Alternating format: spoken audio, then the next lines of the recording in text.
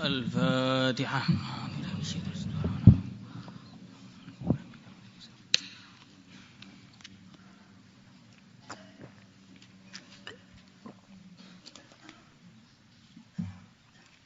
الفاتحة.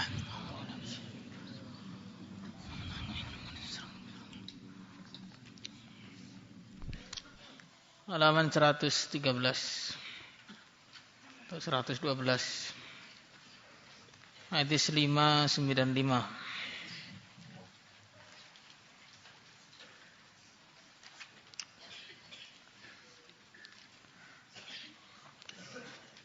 Seratus berapa ini? 11. Halaman 595. Ya, 595. Bismillahirrahmanirrahim. Thawabu it'amit ta'am liwajhillahi ta'ala. Pahala memberikan makanan untuk mencari ridha Allah Ta'ala. Qala Allah Ta'ala wa yut'imuna at-ta'ama 'ala hubbihi miskinan wa yatiman wa asira. Innama nut'imukum liwajhillah la nuridu minkum jazaa'an wala syukura. Inna nakhafu min rabbina yawman 'abusan qamtarira. Wa waqahumullahu syarra dhalikal yawmi wa laqahum nadratan wa surura. Wa yut'imuna, dan mereka memberikan at-ta'ama makanan ala hubbihi atas kecintaan mereka kepada makanan, miskinan kepada orang miskin, wa yatiman dan kepada anak yatim, wa asiran dan kepada tawanan. Innama nut'imukum liwajhillah, hanyalah kami memberikan kalian makan untuk mencari ridha Allah.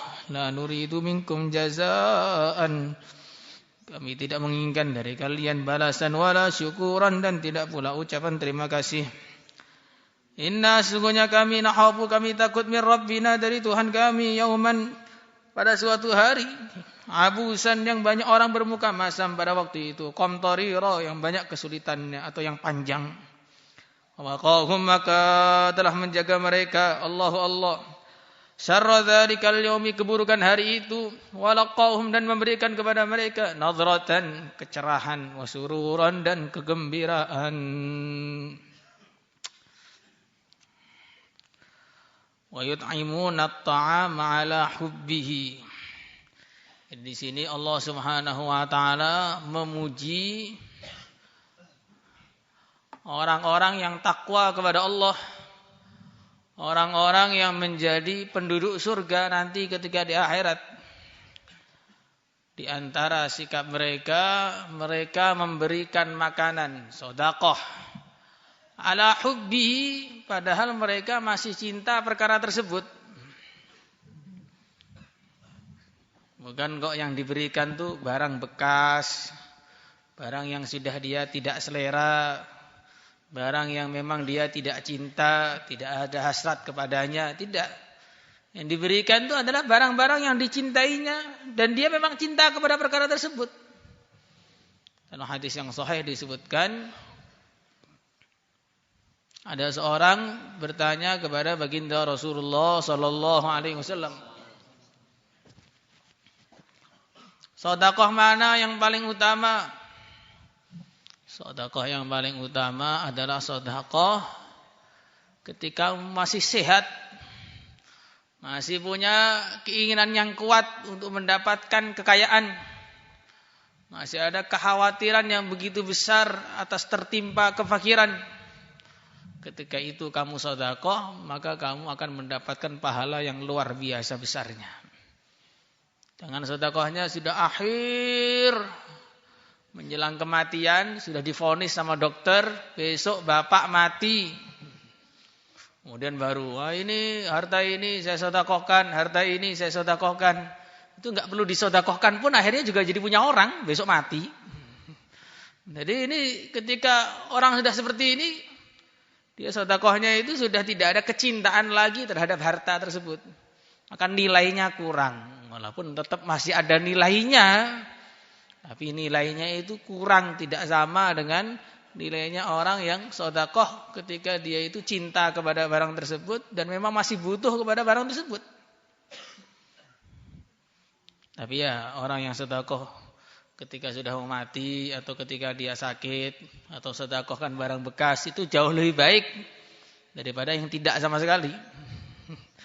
Dalam satu hadis juga disebutkan kalau orang dia memiliki pakaian baru kemudian doa alhamdulillahilladzi kasani ma uwari bihi aurati wa tajammalu fi hayati, kemudian dia ambil pakaiannya yang sudah usang disedekahkan, maka dia akan selalu dijaga oleh Allah, ditutupi oleh aibnya oleh Allah ketika hidup maupun ketika sudah mati. Masih ada nilainya juga, tapi belum nilai yang tertinggi. Karena nilai yang tertinggi lan tanalul birra hatta tunfiqu mimma tuhibbun. Yang tertinggi itu kalau yang paling dicintai diinfakkan.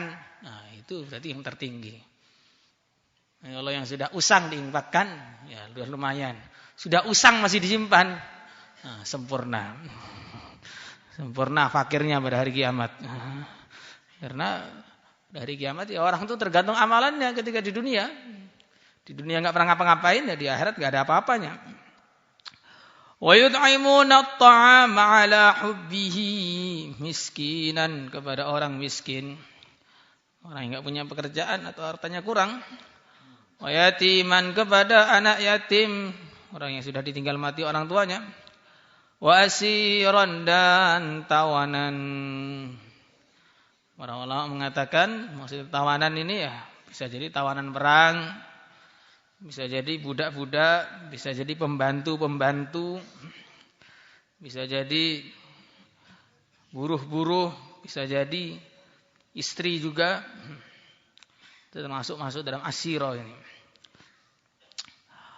Innama nut'imukum liwajhillah, kami memberikan makan kepada kalian hanya untuk mencari ridha Allah.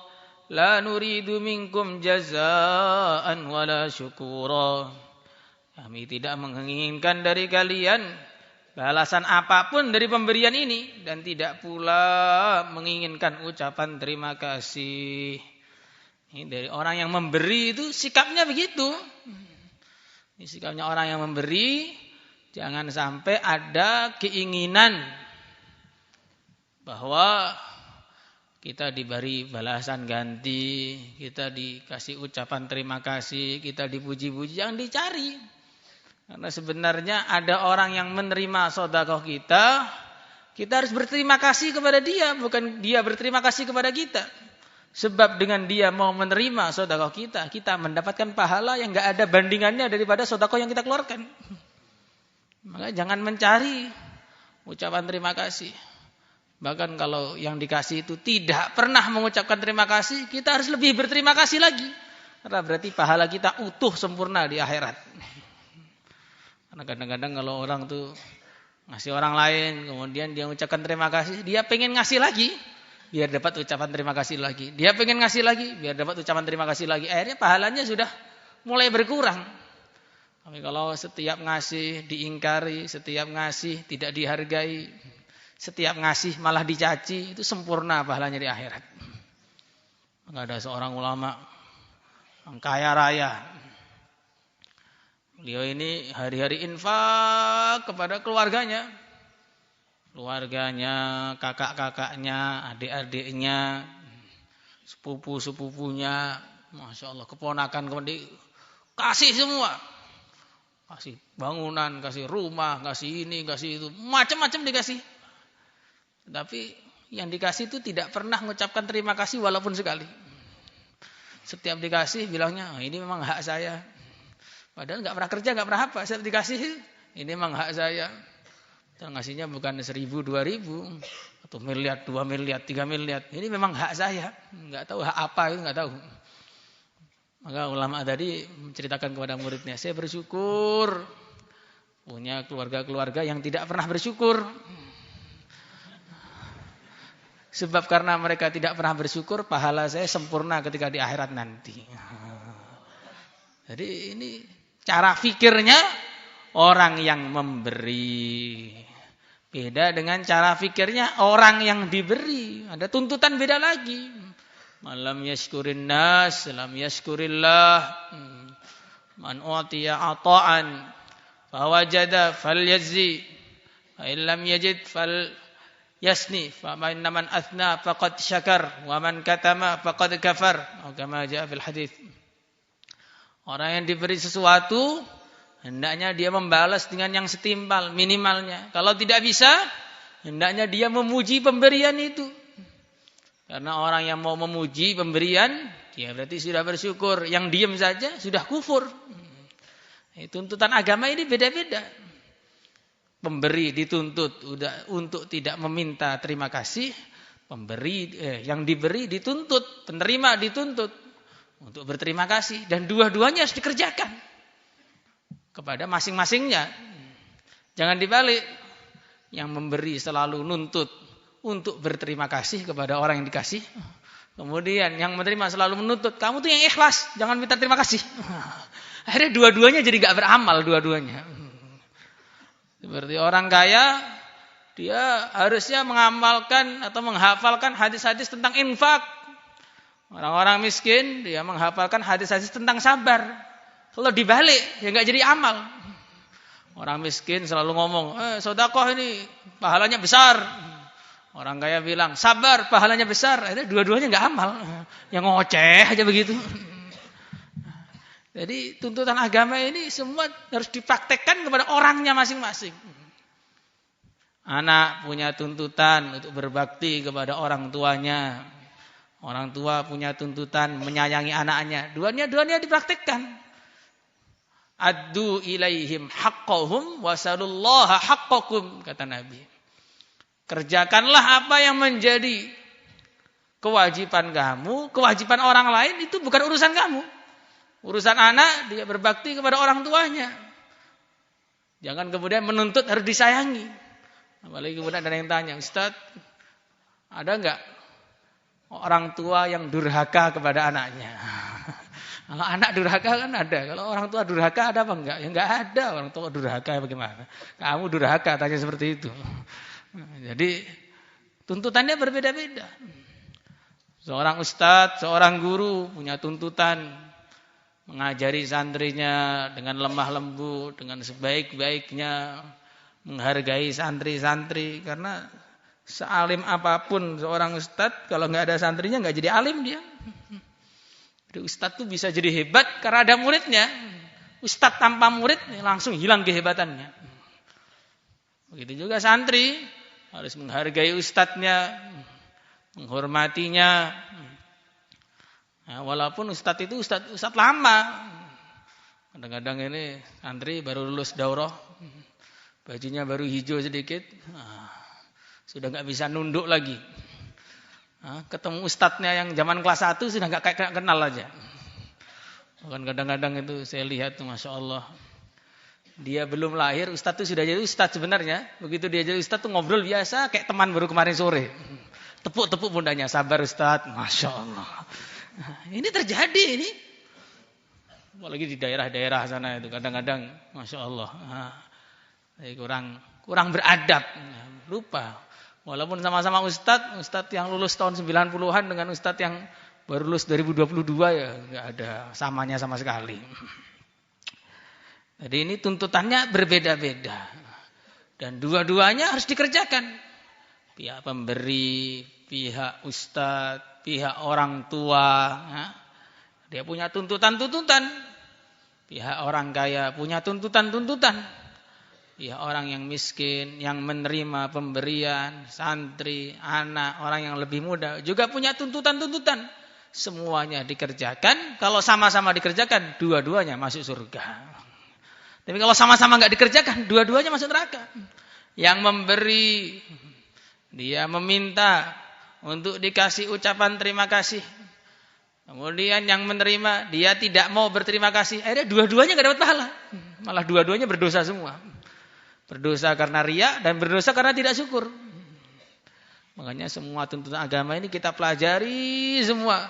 Sehingga setiap kita dalam posisi apapun, kita bisa menjadi yang tepat dalam posisi tersebut. Insyaallah semua niat. Inna nakhafu min rabbina yawman abusan qamtarira. Kenapa mereka bisa ikhlas dalam beramal? Karena mereka ini fikirnya akhirat. Orang itu tidak akan bisa sukses ngamalkan agama dengan baik kalau dia ini tidak mikir akhirat. Karena dunia ini ujian. Orang amal kadang-kadang sepertinya tidak mendapatkan kemudahan. Orang yang tidak amal sepertinya malah mendapatkan kenyamanan, pangkat dan jabatan. Maka kalau pikirannya dunia ya nggak bisa. Tapi kalau pikirannya akhirat maka mudah. Walaupun malam yang begitu dingin, maka dia akan mudah untuk bangkit tahajud. Walaupun harta yang begitu sedikit, dia mudah untuk berinfak. Walaupun malas yang begitu berat, dia tetap saja ngaji dengan sungguh-sungguh. Karena pikirnya akhirat. Tapi kalau orang pikir dunia itu menunda, sampai akhirnya berangkat ke akhirat tidak punya bekal apa-apa. Maka kita ini menghadapi perkara yang besar. Kubur itu perkara besar, hisab itu perkara besar, mahsyar perkara besar, sirat perkara besar, masuk surga, selamat dari neraka itu kebahagiaan yang besar. Naudzubillah, masuk neraka itu juga musibah yang besar. Maka jangan sampai untuk menghadapi perkara besar kita persiapannya dengan perkara kecil atau persiapannya main-main. Yang kita hadapi ini bukan perkara main-main.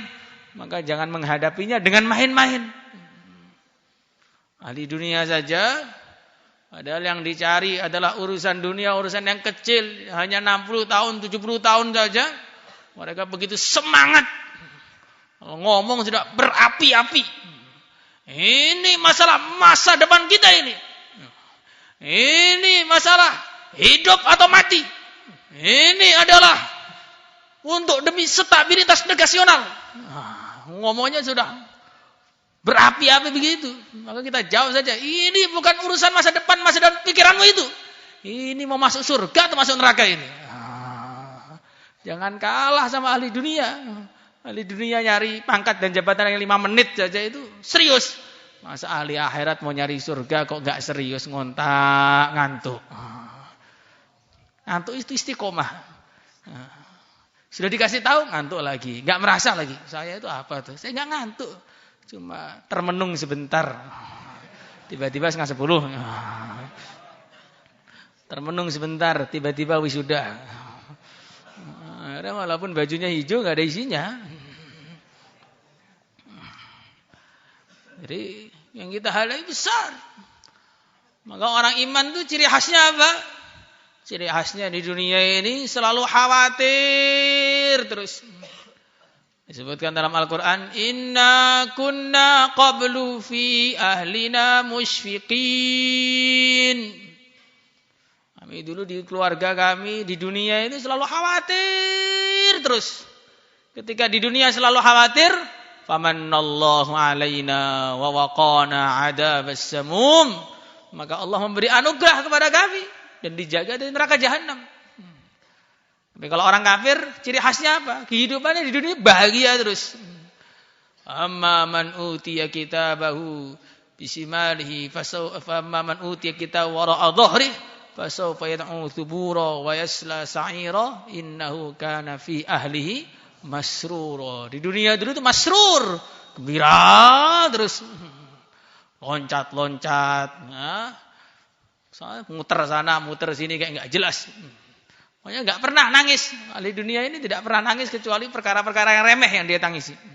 Gembira terus, foya-foya terus. Foya-foyanya sudah dihabiskan di dunia, di akhirat tinggal nerakanya saja. Kalau orang iman di dunia sudah dihabiskan sedihnya, ketika di dunia sudah habis, sedih terus. Sampai di akhirat tinggal enaknya saja. Nah, sekarang pilih sedih 60 tahun, kemudian enak selamanya, atau enak 60 tahun, kemudian sedih selamanya. Pilih mana? Enak dua-duanya. Mesti begitu. Atina fid dunya hasanah.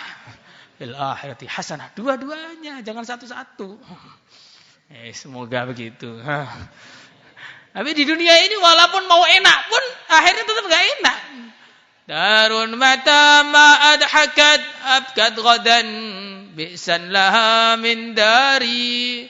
Di dunia ini mau seenak apapun nanti lama-lama jadi enggak enak. Tidur. Pecinta-pecinta tidur tuh. Saya ini libur mau tidur 20 jam. Ya, kamu koala apa manusia? Kalau koala ya kuat 20 jam itu. Kalau manusia ya baru 8 jam ya nanti sudah bangun, sudah sakit semua. Saya lapar mau makan 10 piring, sak piring-piringnya kalau perlu. Baru 2 piring saja sudah enggak kuat. Mau enak jadi enggak enak. Itulah dunia. Jadi apalagi yang enggak enaknya. Makanya kalau di dunia ini pengen enak malah jadi enggak enak. Tapi kalau pengen mujahadah malah jadi enak.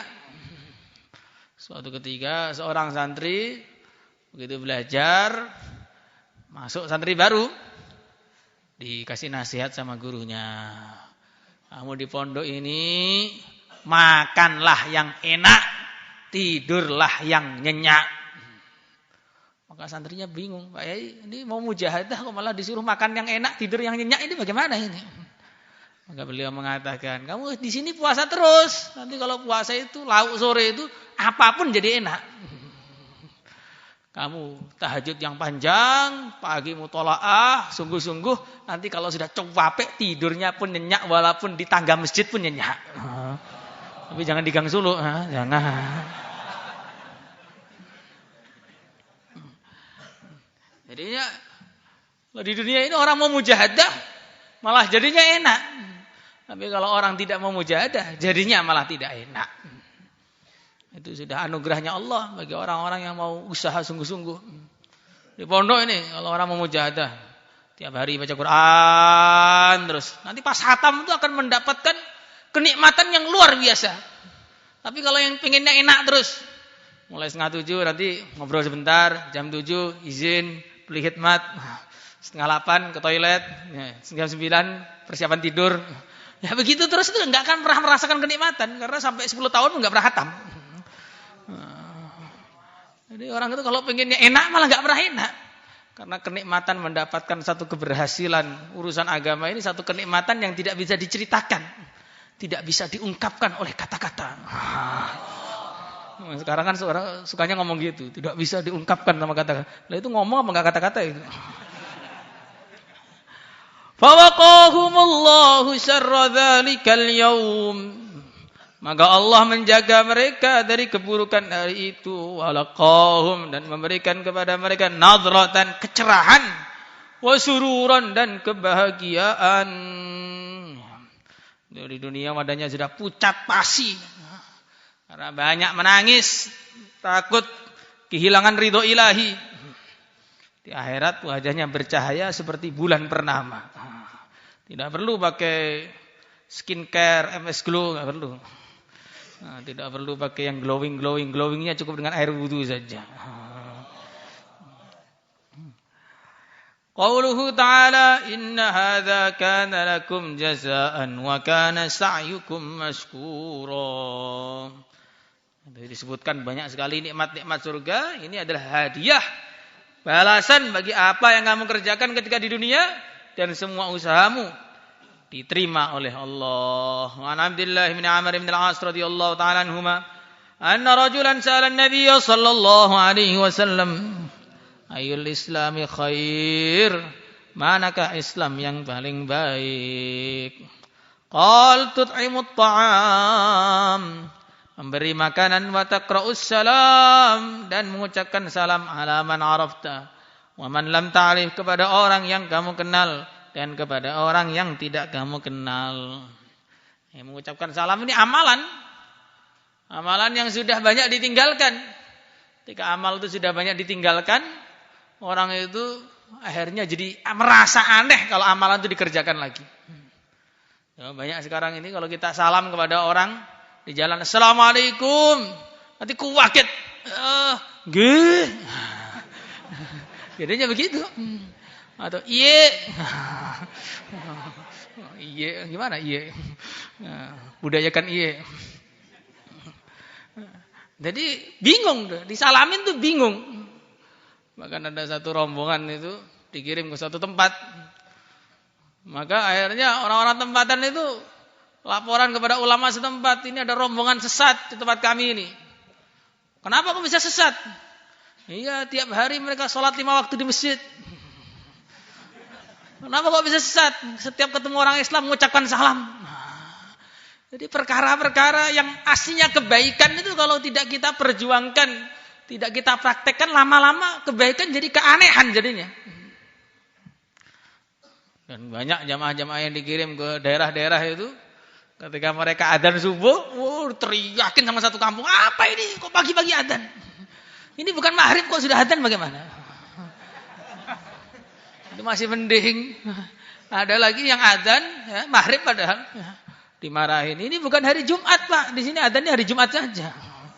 Masya Allah. Coba bayangkan. Ketika amal itu tidak kita usahakan, tidak kita perjuangkan, tidak kita rawat, akhirnya adzan itu kalau bukan hari Jumat jadi aneh.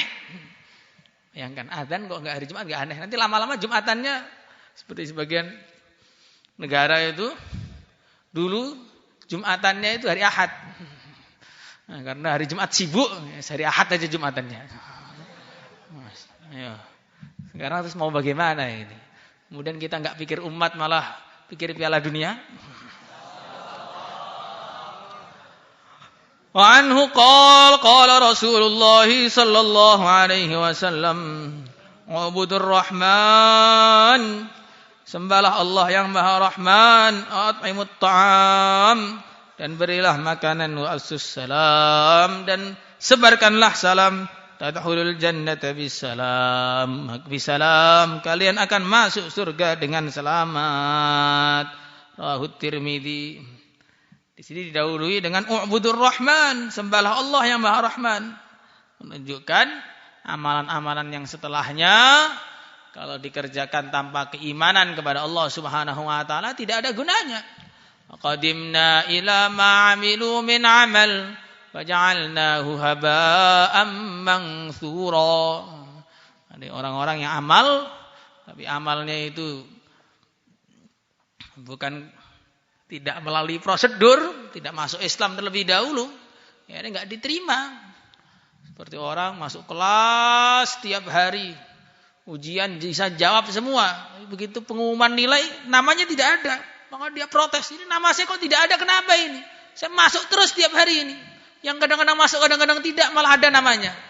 Iya, kamu jangan marah dulu, soalnya kamu belum daftar di sini ini. Walaupun sudah 10 tahun kok belum pernah daftar, ya akhirnya nggak ada namanya. Begitu juga orang berbuat baik, tapi tidak daftar dengan asyhadu alla ilaha illallah anna muhammadar rasulullah, semua perbuatannya tidak ada nilainya. Wa an Nabi Malik al-Asy'ari radhiyallahu ta'ala anhu 'anil Nabi sallallahu alaihi wasallam qala inna fil jannati ghurafan, sesungguhnya di surga ada ruangan-ruangan, kamar-kamar, yura dhahiruha min batiniha, yang tampak luarnya dari dalamnya, wa batinuha, dan luarnya, min dhahiriha, dari batin, dan dalamnya, min dhahiriha, dari luarnya. Tapi dengan keindahan, bukan kok transparan gitu saja, enggak. Indah tentunya. Untuk siapa ruangan itu? Allah Ta'ala. Allah menyiapkan ruangan tadi liman at'amat ta'am, bagi orang yang memberikan makanan. Wassalam, menyebarkan salam.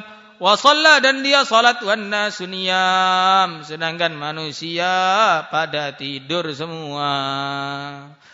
Jadi kalau kita ini membikin amalan dikala orang-orang lain tidak berani korban untuk amalan itu, maka kita akan dapat pahala lebih. Disebutkan dalam satu riwayat, ada orang sedang duduk-duduk di surga. Ketika tengah-tengah duduk, dia melihat ada orang naik kuda yang begitu indah, terbang ke sana kemari. Maka dia tanya, bagaimana mereka kok bisa dapat kuda-kuda yang begitu indah itu, bagaimana? Maka para malaikat menjawab, itu disebabkan mereka suka berpuasa sedangkan kamu makan saja. Disuruh puasa itu enggak mau. Kalau enggak Ramadan enggak puasa. Kadang-kadang Ramadan pun alasan safar tidak berpuasa. Tidak mau puasa. Kemudian mereka ini berjuang sedangkan kamu di rumah saja. Mereka ini selalu tahajud di malam hari sedangkan kamu bangunnya setelah terbit matahari. Bahkan sebagian setelah tenggelamnya matahari baru bangun lagi. Jadi ketika orang itu punya pengorbanan lebih. Orang-orang sedang tidur dia bangkit berdiri. Orang-orang tidak mau infak dia infak. Orang-orang sibuk dengan dunia dia mikir akhirat. Orang-orang ingat makhluk dia ingat kepada Allah. Maka nanti di sini dia akan mendapatkan pahala yang istimewa. Sebaliknya, nah ini harus diperhatikan. Kalau orang itu kondisi orang-orang taat kepada Allah, kok dia malah lalai kepada Allah, hukumannya juga lebih. Yang lain pada melek tidur sendiri. Yang lain itu al-had korban cuma ngambil dagingnya orang lain. Nah, yang lain masuk kelas dia muter-muter. Nah ini dosanya lebih besar. Karena orang itu ada 3 tingkatan. Nah, tingkatan yang tertinggi itu ketika orang tidak amal, dia amal. Tingkatan yang nomor 2, orang amal, dia amal. Orang tidak amal, dia tidak amal. Nah, masih mending. Ini tingkatan yang ketiga, orang sedang sibuk amal, dia sibuk meninggalkan amal. Ini bahaya bagi para santri ini. Karena santri ini suasana amal.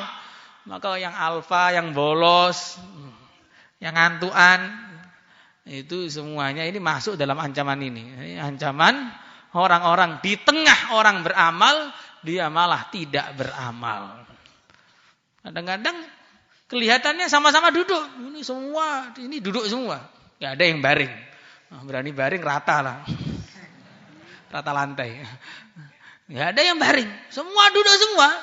Tapi duduknya ada yang mikir ngaji, duduknya ada yang lihat kitab, duduknya ada yang mikir makan sore. Ini kok gak selesai-selesai dari tadi ini. Nilainya ya beda-beda. Ada lagi pikirannya sok tahu sekali. Ini lebih parah lagi jadinya. Jadi pikiran yang begini-begini itu. Nanti tulisannya di catatan amal kita ya beda-beda. Ini pikiran ngaji, ini pikiran amal, ini persiapan ini persiapan makan, ini beda-beda. Makanya kita harus perbaiki amal kita. Insyaallah semangat. Allahumma shalli ala sayyidina Muhammad wa ala ali sayyidina Muhammad alhamdulillahirabbil alamin. Allahumma anfa'na ma 'allamtana wa 'allimna ma yanfa'una wa zidna 'ilma. Alhamdulillah ala kulli hal wa na'udzu billahi min hali ahli an-nar. Ya qadiyal hajat ya kafiyal muhimmat. Iqdi hawaijana waqfina muhimmatina. مهمات الدنيا والآخرة صلى الله وسلم على سيدنا مولانا محمد الحمد لله رب العالمين صلاة الله